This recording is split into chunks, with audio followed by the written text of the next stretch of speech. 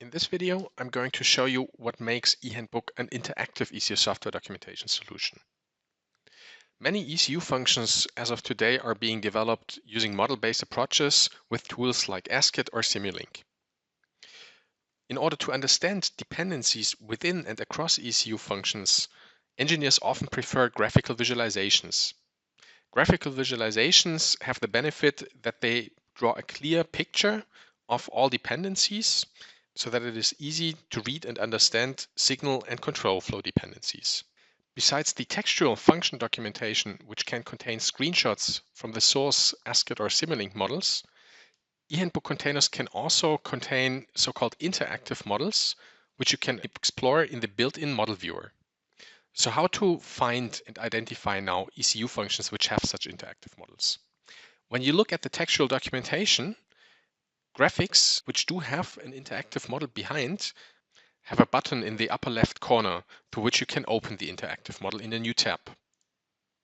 Alternatively, within the table of contents, you can also see an entry for the corresponding interactive model. So now what makes this interactive model really interactive? Well, you can explore that simply by double-clicking on hierarchical blocks so that you can navigate down into a hierarchy. Double-click into the white background of a block to navigate one level up. You can see the model structure in the so-called Model Explorer tree view. What often makes it complicated to understand ECU functions is the hierarchical nesting of the blocks. In eHandbook, you can simply expand any hierarchy through the plus button in the upper left corner. This will unfold the inner hierarchy and calculate a new layout for the complete diagram so that you have all the details in one big picture. In order to have all blocks fully connected, you can apply an auto layout on any diagram level. This will recalculate the layout of the diagram and connect blocks through the signal and control flow. If you want to focus on a specific scope of such an interactive model, double-click in the gray background and the diagram will be clipped. You can also expand out from any hierarchy level to add further hierarchy levels like onion shells. Interactive models are now available not only for ECU functions which are developed in ASCII, but also ECU functions which are developed in Simulink.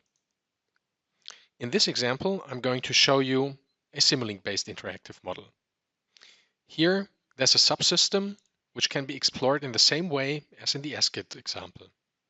Press on the plus button to expand the hierarchy and invoke Auto Layout to have all signals fully connected. A third source of information for generating such interactive models can be C-code listings. In this example, we have an algorithm which is implemented in C-code, which has been converted into a block diagram visualization for eHandbook. This can be explored in the same way as an ASCII or Simulink-based interactive model.